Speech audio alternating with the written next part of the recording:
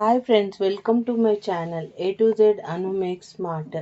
ఈరోజు కార్తీక పురాణం 16వ అధ్యాయం దీపస్తంభం విశేషం. జనక మహారాజా ఈ కార్తీక మాసంలో చేయు పుణ్యకార్యములు అనంతమైన ఫలితాన్నిస్తాయి.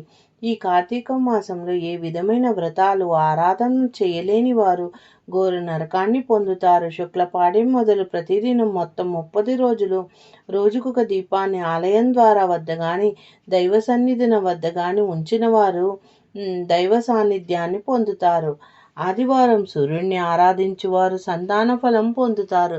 దక్షిణ తాంబూలాలతో నారికేల ఫలాలు దానం చేస్తే సమృద్ధి కలిగి జ్ఞానవంతులై వర్ధిల్లుతారు.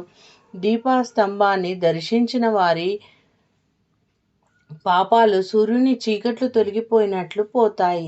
కార్తీక మాసంలో ఆలయానికి ఎదురుగా రాతితో గాని మానుతో గాని స్తంభాన్ని పాతి దానిపై శాలీధాన్యము తిలలు గల ప్రమిదలో నేతిని పోసి దీపము పెట్టడమే దీపస్తంభ ప్రతిష్ట. ఇందువల్ల మానులకు మనుషులకు పునర్జన్మ కలిగి ఇతిహాసం ఒకటి ఉన్నది, వినవలసిందని వశిష్ఠ మహర్షి మాతాంగ మహర్షి ఆశ్రమంలోని విష్ణు ఆలయానికి ఒక కార్తీక మాసంలో మునులు వచ్చి షోడశోపచారములతో స్వామిని సేవిస్తూ కార్తీక మాస వ్రతాన్ని చేస్తున్నారు.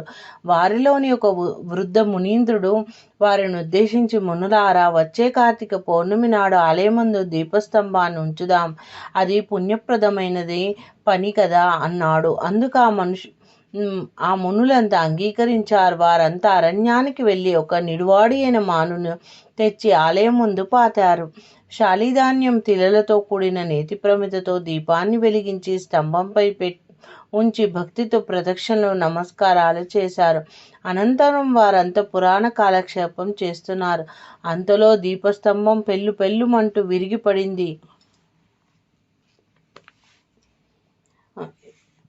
ఏమిటి అలా జరిగిందని చూస్తుండగానే అందు నుండి ఒక మనుష్యాకృతి ఆవిర్భవించి ముందుకు వచ్చి నమస్కరించి నిలబడ్డాడు. మునులందరికీ ఆశ్చర్యం కలిగింది. దీపస్తంభం నుండి మానవాకృతి చెందిన ధనలోభుడు, పుణ్యపురుషులారా, నేనొక బ్రాహ్మణ్ణి. నా పేరు ధనలోభుడు. సిరి సంపదలకు లోటులేని సంపన్నుణ్ణి. కులవృత్తి గాని కులాచారములు గాని నేనెరంగను. దాన ధర్మములు దైవకార్యం ప్రసక్తే నాకు లేదు. చాలా నిరంకుశంగా బతుకుండేడి వాడిని. నన్ను ఆశ్రయించిన వచ్చిన వారిని నిర్దుష్ట వాక్యాలతో అవమానించేవాడిని.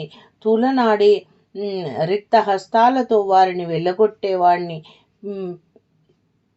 పిల్లలు, స్త్రీలు, వృద్ధులు అన్న భేదం లేకుండా హీనంగా నిర్దయంగా చూసేవాడిని. అందువలన నేను అనేక జన్మములెత్తి నరకయాతనను అనుభవించాను. నానా జన్మల అనంతరం అడవిలో మానునై జన్మించాను. ఎండకు ఎండుతూ, వర్షానికి తడుస్తూ, గాలికి ఊగిసలాడుతూ జీవిస్తున్నాను. మీరంతా అడవికి వచ్చి నన్ను నరికి తెచ్చి నిటారు మానుగా చెక్కి ఆలయం ముందు నిలబెట్టి నాపై దీపాన్ని ఉంచారు. మీ చర్య వల్ల మానుజన్మం తొలగిపోయి మనుష్య జన్మ దొరికింది. పూర్వజన్మముల స్మృతి కలిగింది. పుణ్యపురుషులారా, పరమ నికృష్టునైన నాకు నరజన్మం కలిగి వైన్యం తెలియచేసినందుకు వేడుకున్నాడు. ఓయి ధనలోభి, ఇది కార్తీక మాసం చాలా గొప్పదైన మాసం. చేసిన పుణ్యకార్యం ఎంతటిదైనా అది అపారమైన ఫలితాన్ని కలిగిస్తుంది. సన్మార్గులకు, దైవారాధికులకు కలుగు పుణ్యము వర్ణనాతీతము. అంతేకాదు, ఎంతటి పాపాత్ములైన కించిత్ పుణ్యప్రాప్తి వల్ల పునీతులై ధరిస్తారు. పశుపక్షాదులకే కాక మానులకు, రాళ్లకి సైతం పుణ్యఫలం కలుగుతుందని చరిత్ర చాటుచున్నది అని వారిలోని ఒక మునీశ్వరుడు యోగదృష్టితో పరిశీలించి ఆలయం ముందు దీపాన్ని మోసిన కారణంగా నీ పాపాలన్నీ పటాపంచలై పోయి నీ పూర్వజన్మ నరజన్మం నీకు కలిగిందని వివరించారు. దీపస్తంభ విశేషాల అధ్యాయం. కార్తీక పురాణం 16వ అధ్యాయం పారాయణం సమాప్తం.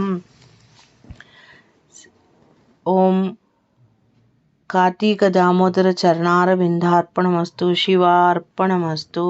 Thank you for watching my video. Please subscribe and share and watch my playlist. Hi friends, welcome to my channel.